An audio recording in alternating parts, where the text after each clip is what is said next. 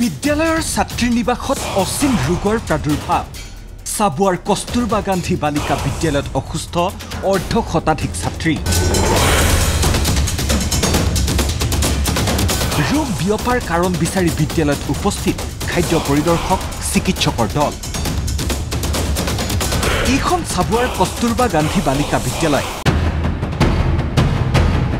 এই বিদ্যালয়খনৰ হোষ্টেলৰ কেইবাগৰাকীও আৱাসী ছাত্ৰী আক্ৰান্ত হৈছে অচিন ৰোগৰ লক্ষণ প্ৰচণ্ড জ্বৰ মাংসপেশী আৰু মূৰৰ বিষ আৰু বমি প্ৰায়ভাগ আপোনাৰ 20 বা 22 গৰাকী পেশেন্ট কালি আহিছিলে আজিও আপোনাৰ আমাৰ ইভিনিং শিফটত around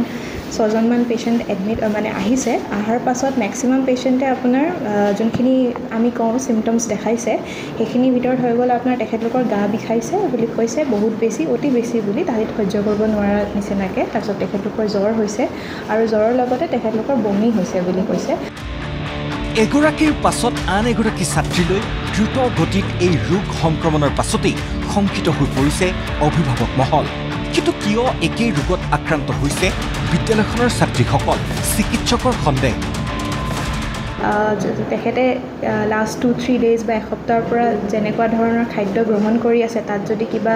আপোনাৰ ফুড পয়জনিংও হ'ব পাৰে বা আপোনাৰ কেনেবাকে কিবা বীজাণু জাতীয় বস্তু তেখেতলোকে ইনজেষ্ট কৰি দিয়াৰ কাৰণেও এইখিনি সিম্পটমস হ'ব পাৰে বুলি ভাবা হৈছে আমি হেতু কাৰণে আপোনাৰ যোনখিনি মানে আমাৰ মানুহ গৈছিলে তাত গৈ পিনে আপোনাৰ তেখেতলোকৰ যোনখিনি খোৱা বোৱা পৰিৱেশ সেইখিনি তাত চাই পিনে আপোনাৰ তাত থকা পানী চানি এইখিনি বস্তু পৰীক্ষা নিৰীক্ষা কৰিবলৈ পঠিওৱা হৈছে খাদ্যত বিষক্ৰিয়া হোৱাৰ ফলতে ছাত্ৰীসকল ৰোগত আক্ৰান্ত হৈছে বুলি সন্দেহ কৰা হৈছে খাদ্য পৰিদৰ্শক আৰু চিকিৎসকৰ এটা দলে ইতিমধ্যে নিৰীক্ষণ কৰিছে বিদ্যালয়খনৰ হোষ্টেল চৌহদ পাকঘৰ আৰু পানীৰ গুণাগুণ ইফালে কস্তুৰবা গান্ধী বালিকা বিদ্যালয়ত আমি উপস্থিত হৈছিলোগৈ সোধা হৈছিল ৱাৰ্ডেনক খাদ্যৰ গুণাগুণ নিম্নমানৰ বা বিষক্ৰিয়া হৈয়ে ছাত্ৰীসকল এনে ৰোগত আক্ৰান্ত হৈছে নেকি একেমুখে এই অভিযোগক নস্যাৎ কৰি ৱাৰ্ডেনগৰাকীয়ে ক'লে বতৰৰ আকস্মিক পৰিৱৰ্তনৰ বাবেহে জ্বৰ গা বিষ আৰু বমিৰ লক্ষণে দেখা দিছে ছাত্ৰীসকলৰ মাজত কালি ফুড ইন্সপেক্টৰ আহিছে তেওঁলোকে আমাৰ ইয়াত হেৰি খানা টেষ্ট কৰি গৈছে তেওঁলোকে কৈছে যে এইটো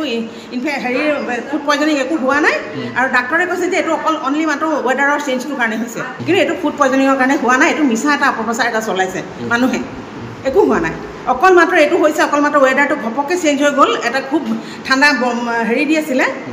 কি বুলি কয় এইটো বৰষুণ দি আছিলে বৰষুণ দিয়াৰ পিছত ঘপককৈ মানে বহুত বেছি ৰ'দ দি দিলে সেইকাৰণে তেওঁলোকৰ হেৰি হ'ল বুলি কৈছে আৰু আমাৰ ইয়াত বেছিকৈ এফেক্ট হৈছে কিহৰ কাৰণে ছোৱালীখিনি এটা হোষ্টেল হয় ন এটা ডৰ্মিটৰীত থাকে তেওঁলোকে বিচনাবোৰ ওচৰ একদম ওচৰা-ওচৰিকৈ গাতে গাঁত লগাই আছে ফলত সেইকাৰণে তাহাঁতে ইজনীৰ পৰা সিজনী সিগৰাকী ছোৱালী মানে এফেক্ট হ'ল মঙলবাৰে প্ৰায় 20 গৰাকী ছাত্ৰীক হাস্পতালত ভৰ্তি কৰোৱাৰ পাছত বুধবাৰে পুনৰ 10 গৰাকীৰো অধিক ছাত্ৰীক ভৰ্তি কৰোৱাবলগীয়া হয় চিকিৎসালয়ত জ্বৰ হৈছিলে মাথা বিষাইছে তেনেকৈ আমাক খবৰ দিয়া হ'ল লৈ অহাৰ পিছত তাৰপৰা খুব হেৰি কঁকাল ভৰি গোটেই বিষ হৈ গৈছে বুলি কৈছে সেই গতিকে আকৌ ইয়ালৈ লৈ অহা হ'ল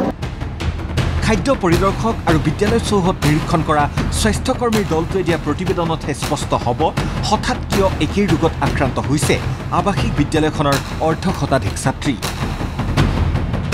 সাবুৱাৰ পৰা লক্ষীনাথ শইকীয়াৰ ৰিপৰ্ট ND24